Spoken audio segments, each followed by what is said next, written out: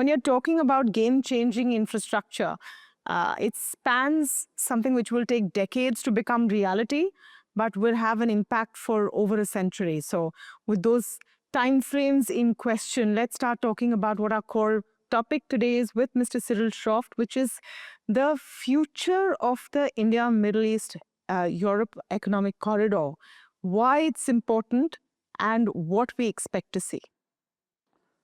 Thanks, Tamanna. So we have to, a topic like this, you have to place it in the geopolitical context.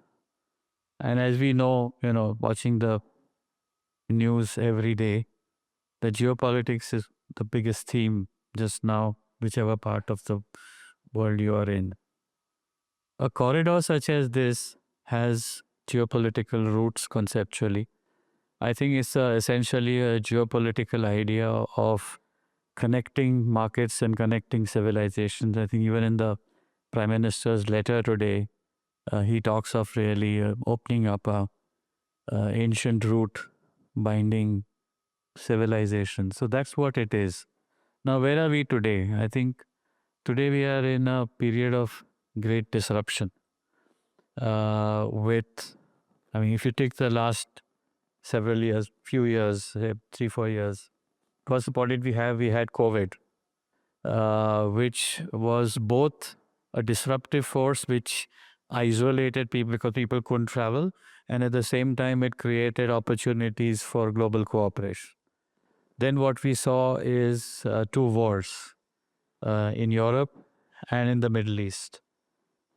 Then what we are seeing now is also with the arrival of Gen AI, we are seeing a theme that spans various jurisdictions and borders and creating its own variety of disruption as well. So if we thought 15-20 years ago that with the fall of the Berlin Wall that geopolitics was dead, it's actually right back. It's right back center stage, and a lot of decisions are based around that. Now in that context, a corridor such as this, which revives an ancient route, is a bold geopolitical idea. I think it has several advantages. I think firstly it connects 3 very strategic regions in the world. India, which is so well positioned geopolitically on various trade routes. The Middle East, with whom we have such strong cultural affinities. I mean, you go to any city in the Middle East and you feel as if you're in India. The connection, and which is, okay, sorry to bring it up, but if you look at it in comparison, say with BRI, and that's a Chinese idea, but if you go to Africa, you'll see no cultural affinity. The Africans look completely different from the Chinese. But our idea of this as IMEC, connecting cultures which are so similar in terms of their outlook, is a very natural idea. And then we go up all the way to Europe and all the way till Greece, till Piraeus as well. So it's a logical connection between these regions, and I think geopolitics will continue to be the philosophical foundation of this idea. It has future potential. As you just said, that it's a decadal idea. You're not going to see results in the next 1 or 2 years. A lot of the infrastructure will take years to build. I think the CM also, I wasn't there, but I heard, spoke about some bold projects, Vadava and then several others. These projects will take years to develop, but once they're developed, we are good for a century at least with those kind of ideas. So you've put it very well, and you've mentioned geopolitics, but I just want to dive down a bit on this because I think this is important with what's happening around us right now. From an Indian perspective, why is this a crucial idea? And you mentioned BRI briefly, the Belt and Road Initiative, as an alternative for the world and for India as well. Why is this very, very important to go ahead on the timelines mentioned? So let's talk of there are 2 sides to this. There's the India side and then there is the non-India side, if I can call it that. See, India's time has come. India is on a roll from a growth perspective. I mean, our demography, our political stability, high levels of entrepreneurship as well. We are the fastest growing major economy in the world, and we believe that we are going to get to that 50 trillion target by 2047. So firstly, there's that demand for infrastructure, there's a demand for everything as well, and most of all, there's a demand for capital. Now you look at the other side on the Middle East as well. It is flushed with capital. It is flush with capital that is looking for opportunities to invest. There are not that many opportunities in the world which are so promising and which are culturally so compatible with what the goals are is. So you have the opportunity to invest over here and you have the funds over there. So there's a logical connection between these two regions. A region that is looking to India, looking for opportunities and scalable opportunities as well. I mean, for example, some of the projects that were spoken about this morning, where on the planet do you get opportunities of that scale? And we provide that. So I think there is to answer your question, how critical is it? I think very critical and also very logical. Mm. We spoke briefly, you touched upon briefly upon the infrastructural opportunities here, and it's a no-brainer. There will be huge infrastructure building, but let's go into it in a bit of detail. What is the scale of infrastructure that we're seeing? And not just roads, ports, rails. What was that infrastructure do for all the areas it moves through? So of course, these three, I think, and given that we are not going to be connected through the land route to the region, but more likely through the sea route, I think ports will continue to be big. As because a lot of on the India side, whether it's Mundra, Vadhavan, or other western ports in the Middle East, whether it's Jabal Ali or some of the other ports, I think are going to be at the receiving end for the other end of the bargain, and all going up all the way to Piraeus in Greece. So ports is important, but in addition, to add a kind of a modern touch to infrastructure, I would add digital infrastructure to this. And I think India has done so well in terms of creating digital public infrastructure, whether it's UPI or the India Stack and all of that. And when you go to the Middle East, you can actually use some of these apps over there as well. So I think India is going to export this technology. I think that we're going to bind the two nations together as well. But as far as infrastructure, looking at the whole corridor, I think is going to be ports, then obviously the road and rail infrastructure as well, and then this intangible stuff. And to take it to another level of abstractness, I think also the legal infrastructure. A lot of these systems are going to work if there is a savvy modern infrastructure, legal infrastructure to support this. The legal system is infrastructure. It's people think it's soft infrastructure, but I think it's hard infrastructure. But without that, you can't really attract capital as well. So that's another export. I can see India playing a big role in development of the frameworks in the Middle East. You would also need a regulatory mechanism because you are going through so many geographies. You talked about the legal infrastructure and the regulatory infrastructure, but these need to flow seamlessly across geographies, keeping in mind local considerations as well. What are the kind of mechanisms that need to be put into place? I think the answer is part local and part global as well, because each country will finally lay down its own standards. I think what the corridor like this or the conversations around it will do will allow us to create common standards as well. For example, say data protection. Each country which started just making its own standards, you have a problem. So I think harmonization of standards, I think, is a critical example. Or if, as we come to trade, or if you're going to come to dispute resolution. And unfortunately, what's happened in today's world is that multilateralism is kind of almost dead. But what we are seeing is the rise of bilateralism, which we will see through bilateral trade agreements, FTAs as well. India and the UAE have the CEPA, which has been very powerful as well. I think we will soon see more in the region. There is this Maha one which is being talked about with the US. I think it will trickle down into many other sub-contexts as well to lay down a global standard. And I truly believe, maybe I'm an optimist, that the Indo-US one is going to be one of the first, if not the first, major FTA that will take place, and it's going to have a profound impact on the world. What the bilateral agreements will also have is a sophisticated dispute resolution system. We are talking of multi-billion-dollar investments. When you talk of this level of investment, there will be disputes for sure. There will be big disputes. You need a framework on how they will be resolved, whether it's going to be arbitration, whether it's going to be different other types of courts-based systems which will resolve this. You need a framework for that. I think the rudimentary aspects of it are there today, but that will have to be evolved. And each of the countries involved will need local regulation for whether it's their security law framework, their foreign law, investment laws, what is going to be allowed to be repatriated, what the terms and conditions are, what are the levels of foreign ownership that will be allowed. All of those standards will have to be harmonized. And I think the trade agreements between the respective countries will provide the philosophy for it. How can India take the lead, or perhaps also give lead the way, or show the path to these kind of regulatory mechanisms that need to be put in place? Because you need to adopt the local, but you need also an overview which is amenable to all. Are we well poised to take that framework, that legal framework? Yeah, we're not only well poised, but actually we are doing it.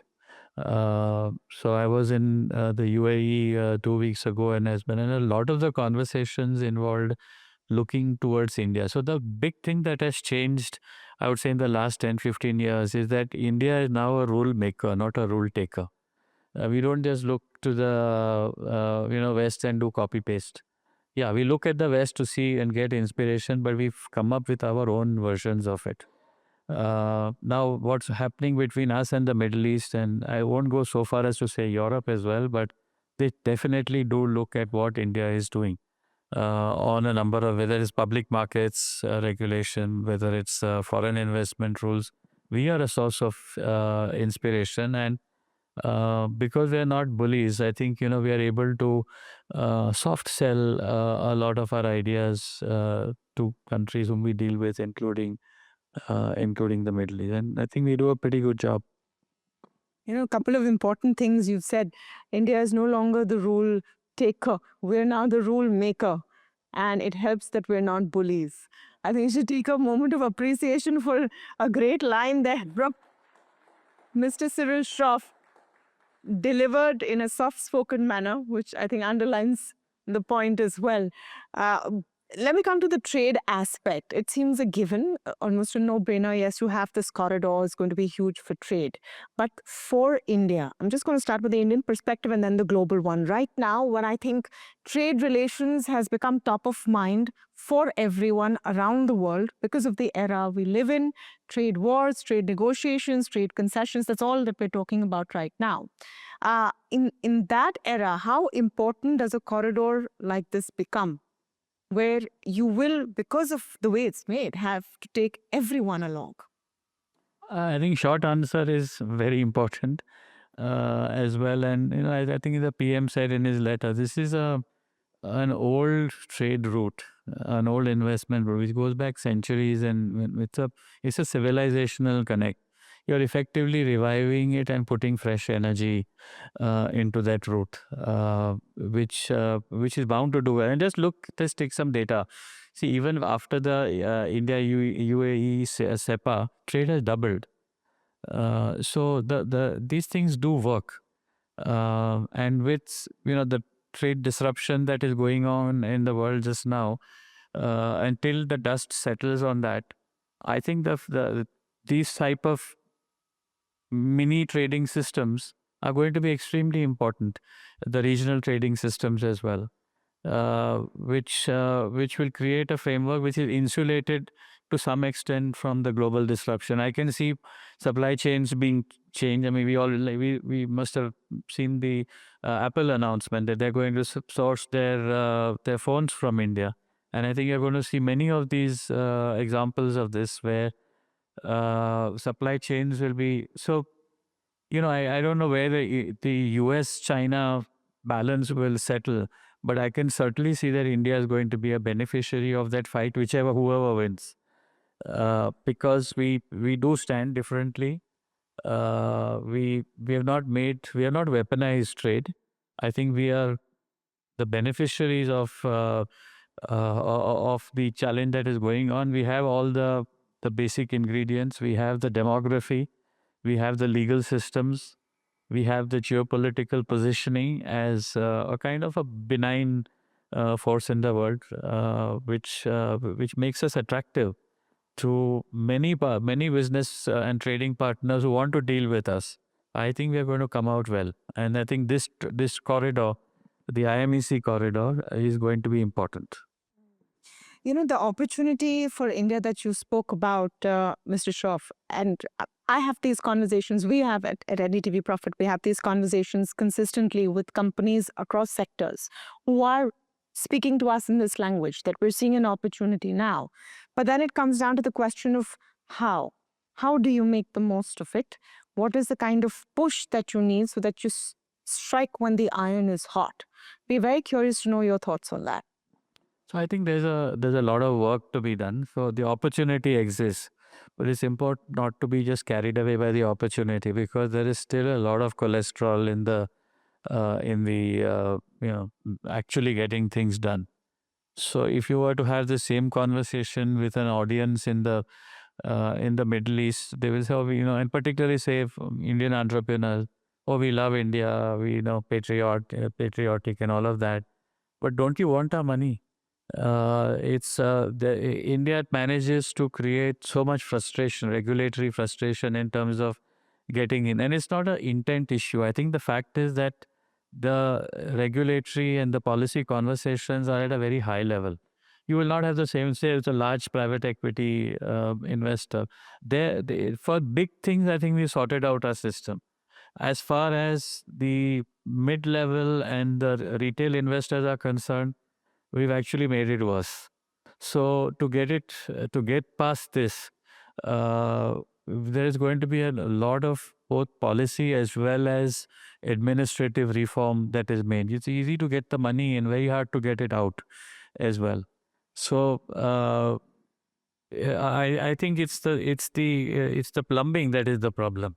So to come back to your question of how, I think we need this can be potentially, I think, as Gurjit Bhalla said, this can be a 1991 moment if we use it properly. If Because all the imperatives are there. You've got the global trade war that's going on. You've got whatever is going on in terms of the geopolitics of the region. I think we can be bold and just start deregulating in a very systematic way. We need our own version of Doge to simplify regulation and just make things easy. Because I think this is my opinion. I think we figured out the big picture. There is still a lot of problem on the small picture. So that answers your how. Let's get down to the details and the plumbing and the micro stuff where there is still a lot of problems. What is the kind of policy push we can expect? And the success story that you spoke about, iPhones, I think that is a poster boy in a sense of there is a scheme, there is a government push. You've seen companies take that up, and you've seen the impact in span of a few years. How do we multiply that kind of a model? Is the PLI scheme the best way? What are the other ways that we can look at it? And the issue of the plumbing that you talked about. I think a combination of many. I mean, you're right. An Apple example is a poster boy, but an inspiring one. I think it can be replicated for a few other industries. But if you want to scale it up to say infrastructure or rail transport or other more modern industries, I think you need much more than an Apple example to do it. PLI can't be replicated to everything. So there has to be a systematic deregulation. I think come back to that point, because there is just too much of it.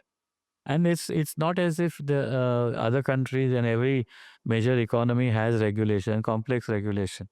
I think where I see the problem is that the political thinking has moved far. It has moved towards the right.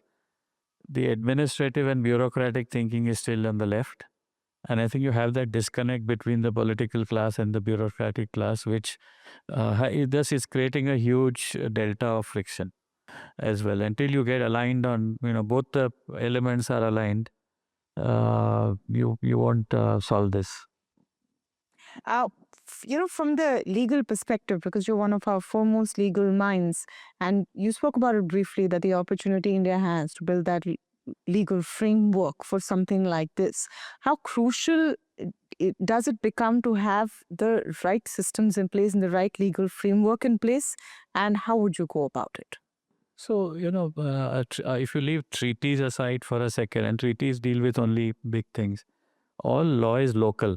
Each country generates and administers its own laws. And if we're talking about so many nations involved in this, each of them will prepare their own laws, and when they will administer them, and they will have regulators dealing with them. So what you want is harmonization. So on the Indian side, what we need is simplicity. I think we need better enforcement. I think all the the memes that go around of legal cases taking 20, 30 years to resolve, and a lot of it is true. So how can you create a faith in your legal system for commercial disputes when you know that if something goes wrong, it's going to take that long? And what international investors do is one of two things.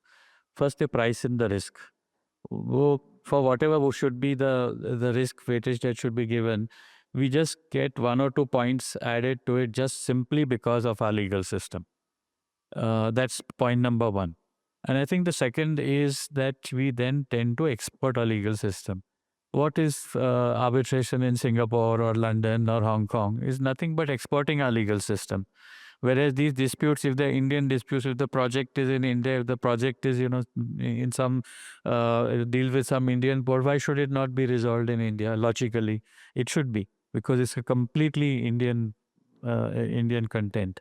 But we've not been able to do that. So I'm kind of pointing a finger back at my profession that we haven't sorted this out. And it's complex. It's not something which can be resolved in a jiffy. We are a big country. We are very argumentative. There is an arbitrage in the legal system, because if it takes 20 years, somebody is gaining out of it as well. So this is another big problem that has to be solved. Not only the clarity and simplicity of regulation, but also how disputes are resolved. So we've, I think, covered vast variety of aspects. And, as we wrap up, I think we should close with the overview of what we've spoken about in this conversation. That while this is something that seems like it was announced in 2023, G20, the here and now of IMEC, I think, is more important than ever before, considering the context. Yeah, it is. But I think we're still at the vision stage. And it's always good to start with the vision. I'm hopeful about this, because the parties involved are all friends, and we are not trying to implement an idea like this amongst nations which have fundamental conflict with each other. So there is great incentive to get this moving fast. But with the best will in the world, it's not going to be an overnight thing. As I said, you have to take a decadal view on this, which will last for a long time. There has to be active effort. So I'm not sure what the framework is for the IMEC, for how they're going to take this forward. But the very fact that a conference such as this is taking place, or a summit like this is taking place, is a great start. That at least you're aware of the issues and you're willing to table them. Thank you. Thank you so much, Mr. Shroff, for your insight on what is truly going to be a revival of the Golden Road. Thank you.